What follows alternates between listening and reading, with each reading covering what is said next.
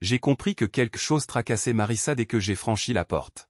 « Salut, chérie » m'a-t-elle lancé depuis la cuisine, se retournant et m'embrassant passionnément dès que j'ai posé ma mallette par terre. Pourtant, elle avait l'air légèrement rouge et s'est détournée de moi sans même croiser mon regard. Tout au long du dîner, alors qu'elle bavardait de sa journée ou qu'elle écoutait mes derniers potins de bureau, une nervosité palpable se ressentait dans sa voix. Marissa et moi étions mariés depuis plus de 4 ans, et je la connaissais suffisamment bien pour sentir que quelque chose clochait. Après le dîner, elle m'a apporté une deuxième tasse de café et s'est assise en face de moi avec une expression grave sur le visage. « Mon amour, puis-je te parler de quelque chose ?» J'ai acquiescé, et elle a continué, « Je voudrais te demander de réfléchir à quelque chose. » D'accord ? Ne réponds pas immédiatement. Ce qu'elle appelait notre temps de réflexion était une technique que nous avions apprise pendant une thérapie de couple. Quelques mois avant notre mariage, Marissa et moi étions plutôt impulsifs. Nous avions tendance à réagir rapidement et parfois à nous emporter. Nos fiançailles avaient été passionnées mais parsemées de disputes, dont certaines désagréables. Finalement, nous avons décidé que si nous voulions préserver notre relation, nous avions besoin d'aide. Notre conseiller, Dan Hellman, nous a appris à utiliser le moment où nous sentions la colère monter. Nous devions simplement nous installer plus confortablement et attendre, prendre quelques instants pour réfléchir avant de répondre avec colère. Parfois, le temps de réflexion ne durait que quelques minutes, et dans d'autres cas, l'un de nous reportait une réponse au lendemain. Il nous a également conseillé de nous poser une question lorsque nous étions en colère, qu'est-ce qui est le plus important ? La question pour laquelle tu te bats en ce moment ou la personne à laquelle tu tiens tant ? Et bien sûr, nous comprenions tous les deux que la réponse était toujours la personne. Cela peut paraître simpliste, mais ces petites techniques nous ont considérablement aidés. Alors j'ai dit, d'accord, Marissa, dis-moi ce qui te tracasse, et je réfléchirai avant de dire quoi que ce soit. Elle s'est penchée en avant et a pris ma main. Tout d'abord, Simon, tu es ce qui compte le plus. N'oublie jamais que je t'aime plus que je n'ai jamais aimé personne. J'aime être ta femme, et je ne te quitterai jamais, jamais. D'accord ? Bon Dieu, ça sonnait mal, mais elle a continué, avec insistance. Je pense que... Mince, je ne sais même pas comment l'exprimer. J'étais contrarié par notre vie sexuelle, et tu te sentais contrarié. Attends une minute. Simon. Sa voix était tranchante, une conversation pour la réflexion, non ? Tu as promis. Ce ne sera pas facile, mais s'il te plaît, assieds-toi, écoute et donne-moi une chance. Pardon. Tu as raison. Je vais me taire, ai-je dit, en avalant mes mots de colère. Mon chéri, dit-elle, plus calmement. Je sais qu'une grande partie de tout ça est de ma faute. Je sais que je ne suis pas toujours aussi ouverte et réceptive que tu aimerais que je le sois. J'ai gardé la bouche fermée, mais ce n'était pas facile, bon sang. Oui, une grande partie était de sa faute que j'aimais Marissa de tout mon cœur et que je n'ai jamais regretté de l'avoir épousée. Cependant, notre vie sexuelle était loin d'être idéale et me laissait souvent frustré. Elle ne désirait pas de sexe plus d'une fois tous les 10 jours, et je devais travailler dur juste pour l'augmenter à 1 fois par semaine. Le pire de tout, c'est qu'elle était complètement en vanille. Je recevais une fellation 2 fois par an, à notre anniversaire et à mon anniversaire. Et même dans ce cas, elle le faisait à contre-cœur et parvenait d'une manière ou d'une autre à me faire sentir incroyablement coupable. Elle était tellement réticente à me laisser être intime avec elle comme je le souhaitais, j'aurais volontiers fait l'amour au moins 3 fois par semaine. Au lieu de cela, elle refusait catégoriquement ou me faisait me sentir un peu pervers d'en avoir même envie. Elle ne me laissait jamais continuer assez longtemps pour qu'elle atteigne l'orgasme. Et après, elle ne me laissait pas l'embrasser, insistant sur le fait que c'était dégoûtant. Écoute, comme tout homme marié heureux le sait, et probablement les malheureux aussi, ce n'était pas seulement le sexe qui me plaisait dans ma vie avec Marissa. Sa beauté, son goût pour le plaisir et l'aventure, sauf dans la chambre à coucher. Sa loyauté et son engagement envers moi, sa gentillesse. Oui, je voulais plus et mieux de sexe. Mais je comprenais que cela n'arriverait probablement pas. Et au final, le compromis que j'avais fait en valait la peine, même si je finissais par regarder des vidéos pour adultes dans mon bureau beaucoup plus que je ne le voulais et par coucher avec ma propre femme beaucoup moins que je ne le souhaitais. Alors je me suis assis et j'ai écouté pendant qu'elle continuait, et je n'aimais pas beaucoup ce que j'entendais. Je sais que j'ai toujours été pudique en ce qui concerne le sexe. Simon, bon sang. Tu connais ma mère, donc il n'est pas difficile de deviner d'où ça vient. Mais ces derniers temps, je ne sais pas, je me sens mal à l'aise. Pas exactement excité, mais quelque chose comme ça. Comme si j'avais besoin d'essayer quelque chose, de sortir de cette routine dans laquelle nous sommes. Ou de la routine dans laquelle je suis. Je sais qu'une partie de cela a à voir avec le fait de traîner avec Chérie, Suzy, et les autres. Environ un an auparavant, Marissa avait rejoint une nouvelle agence immobilière où elle vendait des biens résidentiels. C'était un groupe de femmes dynamiques, et elle se fit rapidement de nouvelles amies. Elles avaient pour tradition de se retrouver pour l'happy hour tous les vendredis, ce qui devint vite le point culminant de la semaine de Marissa. Je ne connaissais pas très bien ces femmes. Certaines étaient mariées, 2 étaient divorcées, et 2 autres étaient célibataires.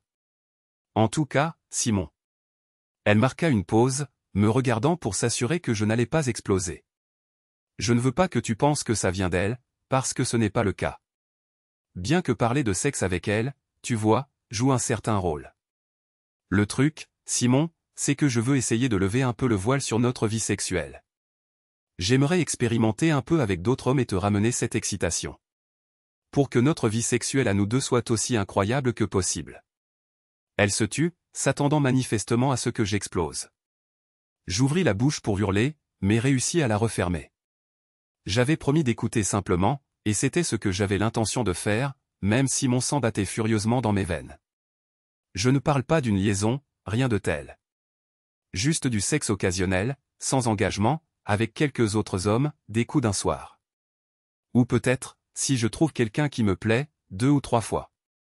Mais pas de romance et pas d'attache. Rien qui puisse menacer ce que nous avons ensemble. Je t'adore. Et souviens-toi de la première chose que j'ai dite ? Je t'aime de tout mon cœur, et je ne cesserai jamais d'être ta femme aimante. Je pense qu'en faisant ça, je pourrais enfin me détendre un peu. Quelque chose que je n'ai jamais vraiment réussi à faire avec toi. Et je pense que nous en profiterions tous les deux. Chérie, il ne s'agit pas que de moi. Je sais que tu es déçu de notre vie sexuelle, et je veux apporter quelque chose pour changer ça. Elle se tut à nouveau, me regardant avec prudence. Elle semblait sincèrement surprise que je ne l'ai pas rabroué ou que je n'ai pas claqué la porte. Et encore une chose. Il ne s'agit pas de te repousser, ou quoi que ce soit de ce genre. Nous aurons au moins autant de rapports sexuels qu'avant. Peut-être même plus. Parce que je pense que ça va vraiment m'exciter. C'est ça, le but. Je veux prendre plus de plaisir au sexe et en prendre plus avec toi. Je t'aime, Simon. Elle serra ma main, puis se rassit dans sa chaise.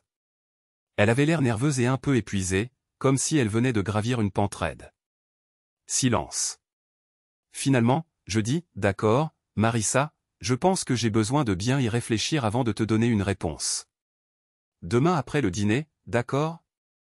Et sans attendre sa réponse, je me levai et sortis de la cuisine. Je suis resté assis dans mon bureau derrière une porte fermée pendant près de 3 heures, abasourdi. J'aimais Marissa, mais je n'aurais jamais imaginé qu'elle me ferait une proposition de coucher avec d'autres hommes. Je m'attendais vraiment à ce que nous passions notre vie ensemble avec une vie sexuelle peut-être ennuyeuse, mais heureuse. Je savais que sa petite bande de collègues y était pour quelque chose. Chérie et Suzy, en particulier, étaient des bombes séductrices. Chérie était célibataire et semblait consommer les hommes comme des serviettes en papier. Suzy avait divorcé 2 fois, et à chaque fois, la rumeur disait qu'elle avait été prise en flagrant délit d'adultère. Il n'était pas difficile d'imaginer comment elles avaient rempli la tête de Marissa de récits de nouveaux amants et de conquêtes palpitantes. Vous penseriez probablement que ma première pensée aurait été l'indignation. Pas question que ma femme fasse de moi un cocu. Si c'est la voie qu'elle veut emprunter, voilà la porte. Ce qui, et honnêtement, était ma première pensée. C'était à peu près tout ce à quoi je pouvais penser pendant la première heure, jusqu'à ce que je commence à me calmer. En me refroidissant, des pensées plus rationnelles se sont insinuées. Tout d'abord, j'aimais bien l'idée que Marissa puisse devenir une partenaire sexuelle plus ouverte et aventureuse. J'aimais l'idée d'avoir des rapports sexuels plus souvent qu'une fois tous les 7 à 10 jours et de faire des fellations un élément régulier du menu. Cela ne me dérangerait pas de la voir porter des bas sexy ou un bustier et peut-être même de jouer avec un jouet de temps en temps. Je croyais aussi Marissa quand elle disait que ce ne serait que du sexe avec d'autres hommes. Du moins, je croyais qu'elle le croyait. La question de savoir si cela resterait ainsi à long terme était une autre affaire. Et si elle avait un vrai coup de foudre pour l'un de ces types? Et si le sexe était époustouflant? Et si un homme attirant décidait qu'elle était parfaite pour lui et commençait à lui mettre une pression sérieuse? Et quelque part au milieu de tout ça, une autre pensée a traversé mon esprit. Diana, l'assistante de mon patron. 24 ans, de longs cheveux noirs. Flirtait avec moi presque chaque fois qu'elle me voyait. Adorait mentionner qu'elle n'avait pas de petite amie et qu'elle adorerait bien sûr que je sois célibataire. Faisait-il partie du plan de Marissa que je sorte et que je profite d'autres femmes pendant qu'elle testait quelques nouveaux hommes? Jamais de ma vie je n'aurais touché Diana, ni aucune autre femme d'ailleurs. Pour moi, le mariage signifiait la loyauté, point final. Mais ce que Marissa m'avait demandé avait sérieusement brisé tout ce que je croyais autrefois sur ce que notre mariage était censé être. Quand je suis finalement sorti de mon bureau pour aller me coucher, Marissa dormait déjà. J'étais resté éveillé bien après 11h30 du soir à faire des plans. Une chose était certaine, la confiance aveugle que j'avais autrefois en ma femme avait disparu. Que nous parvenions à un accord ou non, j'allais devenir un mari bien plus vigilant, désormais. Le lendemain matin, le petit déjeuner fut un peu tendu. J'ai gardé mon calme, m'en tenant à des sujets anodins, tandis que Marissa m'examinait à la loupe, essayant de discerner le moindre indice de mes pensées, se demandant si l'orage était toujours imminent. Par la suite, j'ai attrapé mon sac et déclaré joyeusement, « À ce soir, ma chérie ». Je l'ai embrassée comme d'habitude, ni plus ni moins, et je suis parti au travail. Mon meilleur ami de l'université, Rodney Darr, était consultant en sécurité pour une importante compagnie pétrolière de la ville. Je l'ai invité à déjeuner longuement, lui ai révélé la bombe que Marissa avait récemment lâchée sur notre mariage et lui ai demandé son aide. Je lui ai également fourni mes clés de maison et un double pour la voiture de Marissa. Quand je suis rentré chez moi plus tôt que prévu pour m'assurer d'être là avant Marissa, son équipe avait déjà terminé sa mission. Dans chaque pièce, de minuscules microphones avaient été dissimulés et reliés à un enregistreur situé au sous-sol, et la ligne téléphonique avait été mise sur écoute. Il était également censé y avoir un enregistreur sous le siège de la voiture de Marissa. Je vérifierai cela plus tard, exactement comme il l'avait promis. Mes clés se trouvaient sous le tapis de sol du siège arrière. Soudain, j'ai décidé de reporter la discussion avec Marissa concernant son projet d'une journée supplémentaire. Franchement, j'espérais extraire quelque chose des enregistrements qui m'aiderait à mieux comprendre son état d'esprit. Elle devait se douter que je serais furieux, au moins au début. Je n'arrivais pas à me défaire du sentiment que ses amis lui avaient rempli la tête d'histoires sur les joies de l'intimité occasionnelle. Quand Marissa et moi avons dîné, j'ai gardé une attitude enjouée, comme s'il n'y avait pas un problème colossal en suspens. Finalement, elle m'a regardé et m'a demandé, « Chérie, es-tu prêt à discuter de ce que j'ai dit hier soir ?» Marissa, tu as eu raison de me rappeler qu'il fallait bien réfléchir à la question, ai-je répondu. Et honnêtement, je ne suis toujours pas prêt à en parler. Tu m'as vraiment déstabilisé, et je ne veux pas dire quelque chose que je regretterai plus tard. Elle s'est approchée et s'est assise sur mes genoux, m'enlaçant.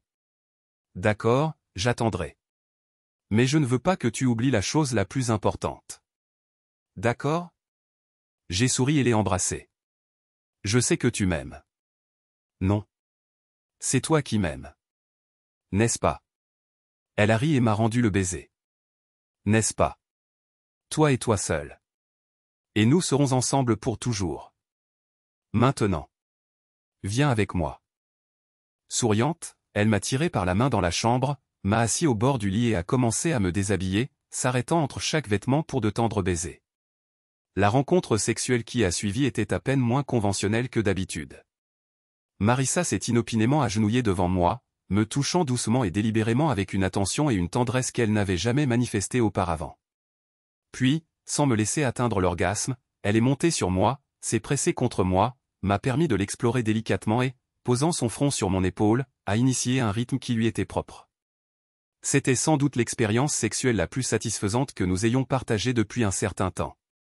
Quand ce fut fini et que nous étions blottis l'un contre l'autre à regarder une rediffusion de New York District, je me sentais un peu plus calme.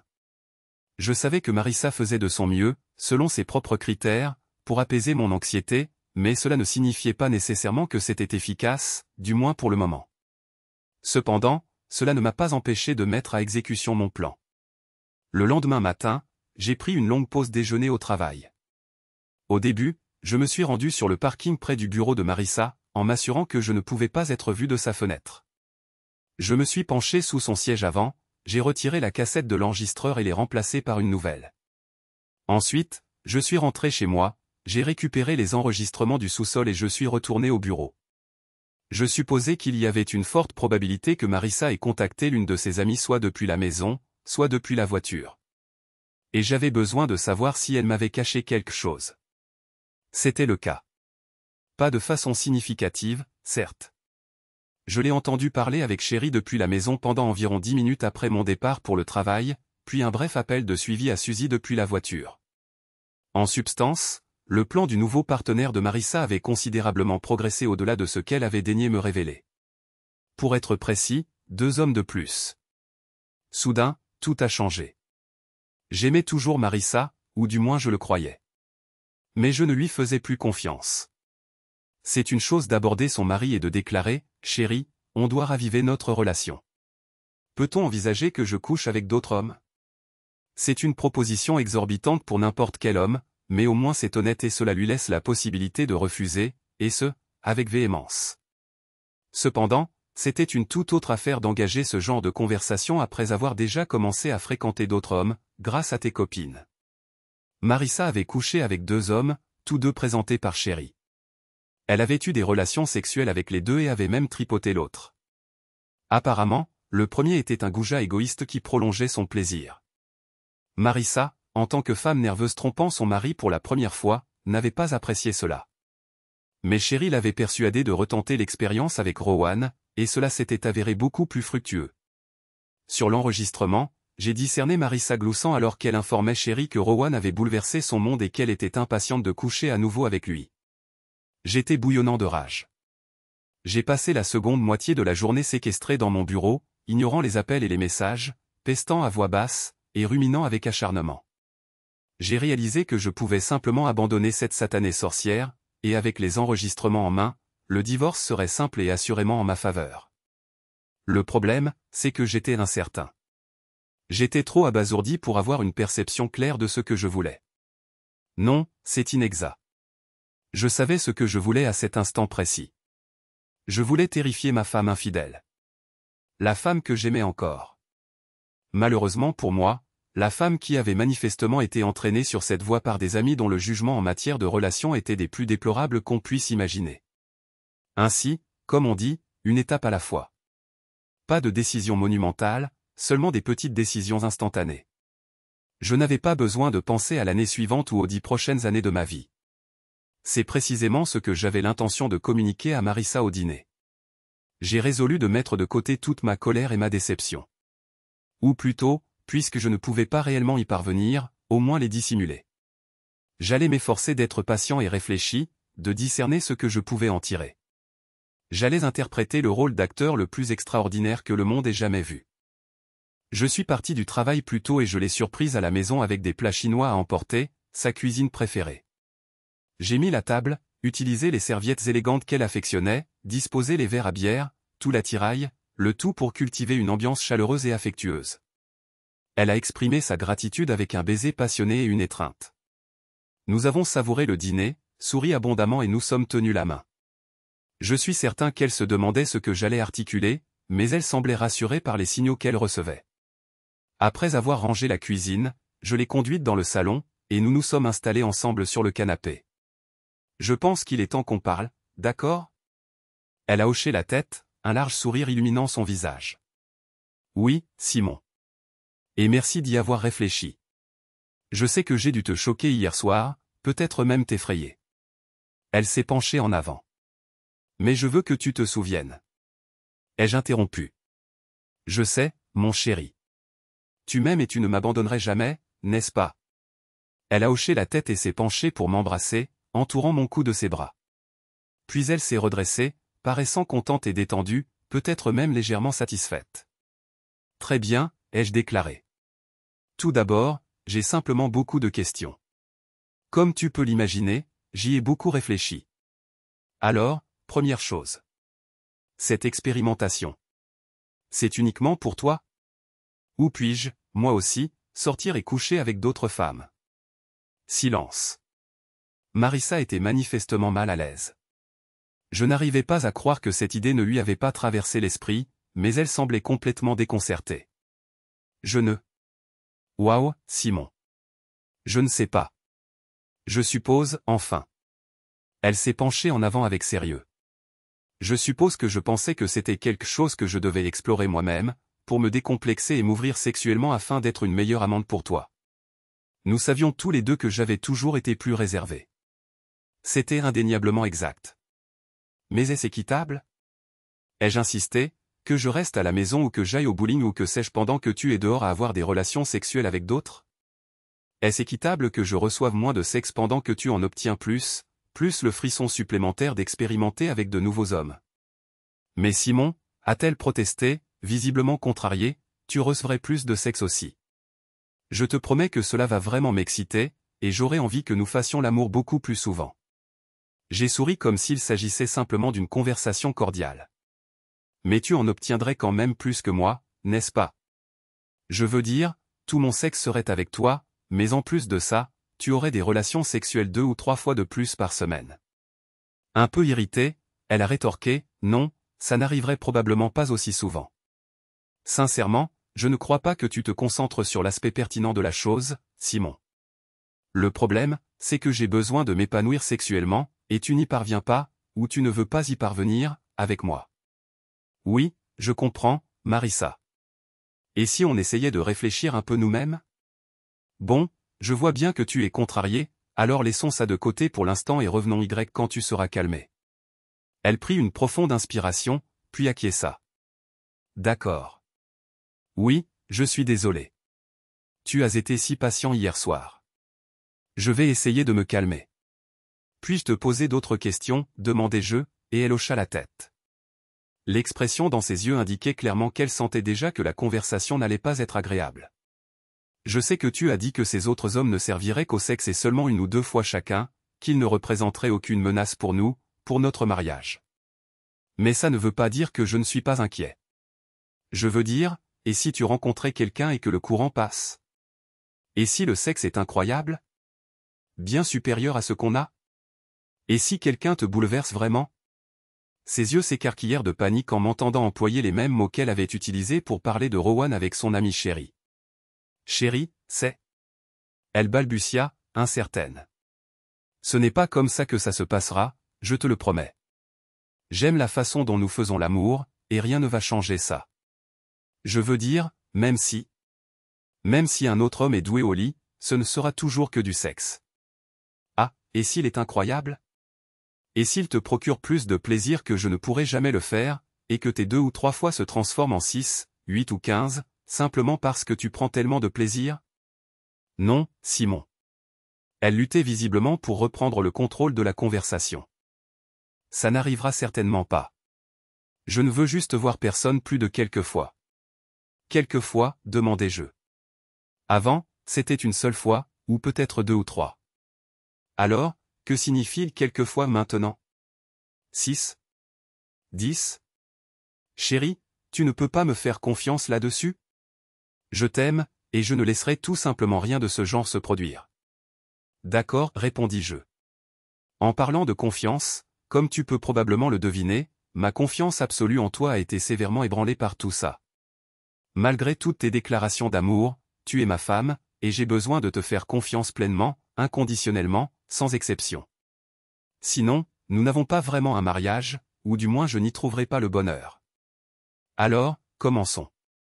Premièrement, si je consens à ce que tu proposes, est-ce que tu t'engages à être complètement honnête avec moi? Elle sourit largement. Celle-là était facile, et je l'ai vue se détendre visiblement. Oui, chérie, bien sûr. Et tu ne me tromperas pas dans mon dos, ni ne coucheras avec d'autres hommes sans m'en informer? Non, je te le promets. Et tu me diras toute la vérité et tu ne me cacheras rien. Bien sûr, Simon. D'accord, alors. Je me suis adossé à ma chaise, feignant de réfléchir un instant. Puis j'ai dit, mais tu sais que je viens de poser toutes ces questions au futur. Qu'en est-il du passé et du présent?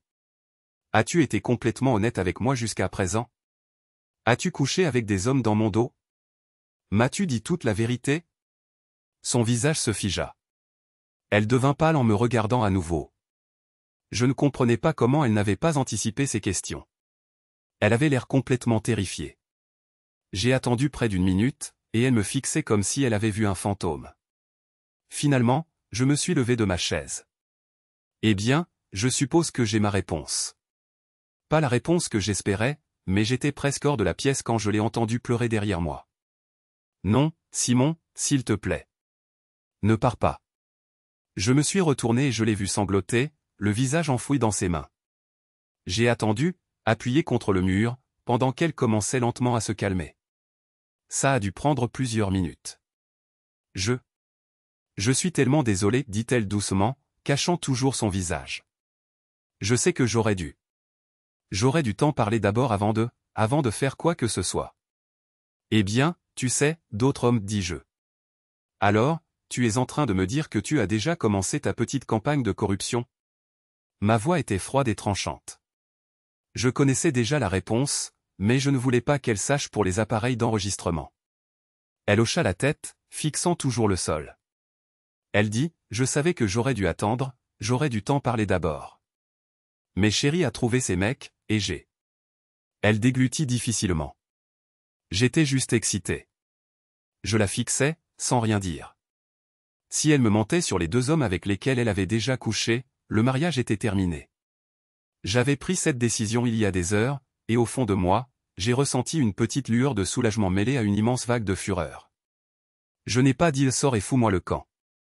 J'ai dit, quand je serai prêt, je te contacterai. Et n'imagine même pas coucher avec qui que ce soit d'autre. C'est la seule chance que tu auras de rester marié à moi. J'ai relu le message que je venais de composer et j'ai cliqué sur envoyer.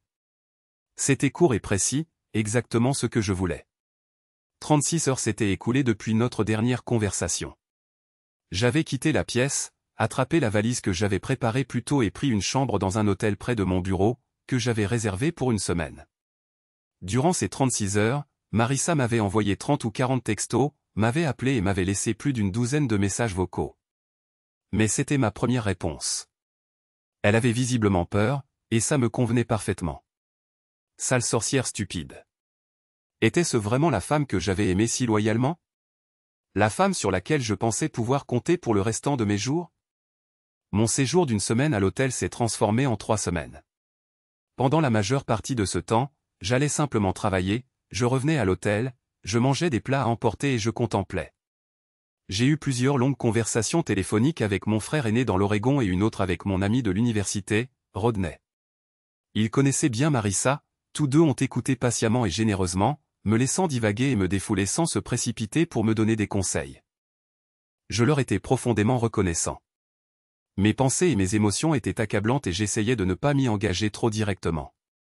Tenir un journal chaque soir m'a vraiment aidé, même si je ne l'avais jamais fait auparavant. Je pouvais feuilleter les pages et voir le flux et le reflux de la haine, de la jalousie et de la trahison, ainsi que l'amour que je ressentais encore pour Marissa, qui brûlait toujours en moi. Ce genre de choses ne se dissipe pas du jour au lendemain, quoi qu'on en dise.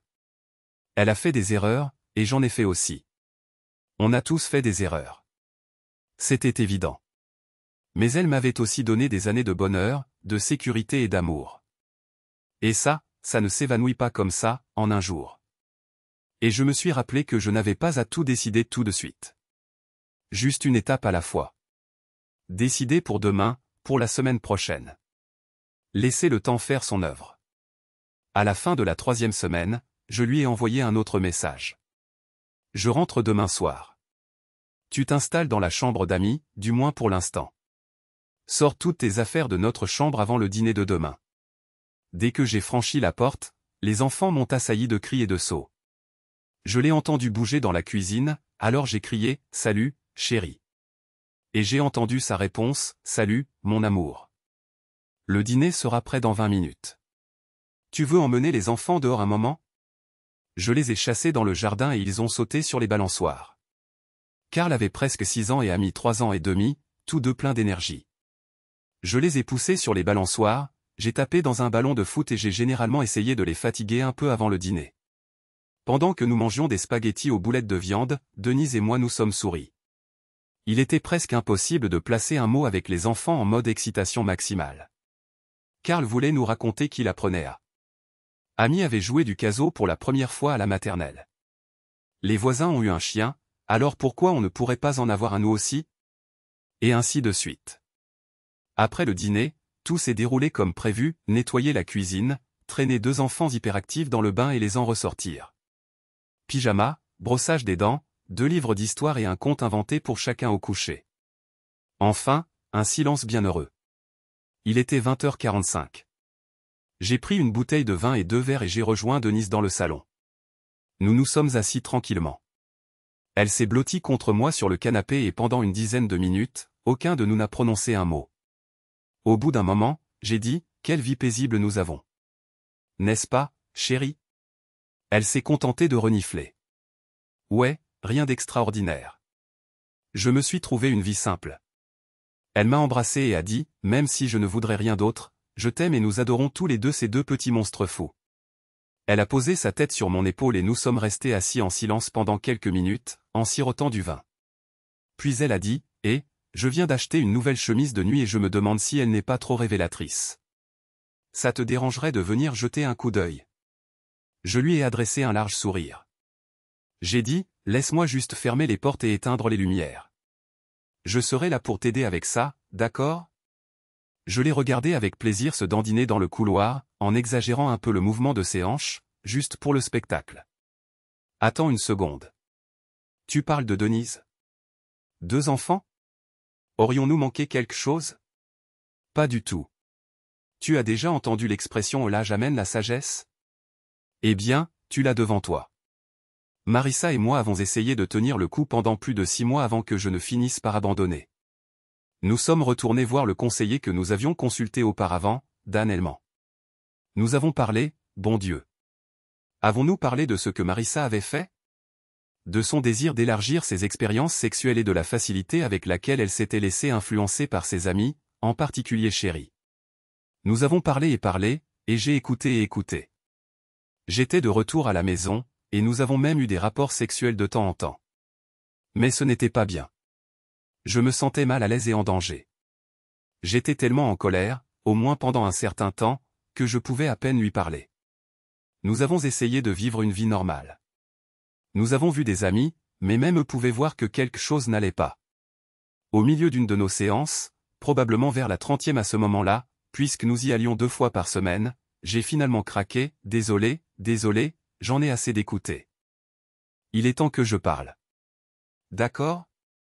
Marissa me regarda, coupée dans sa phrase pour la 100e fois, alors qu'elle parlait de ses besoins et de la façon dont elle avait réalisé qu'elle aurait dû mieux communiquer. Je crois que j'ai fini. Je crois qu'on a terminé. Marissa halta, mais Dan se contenta de me regarder avec une expression vide.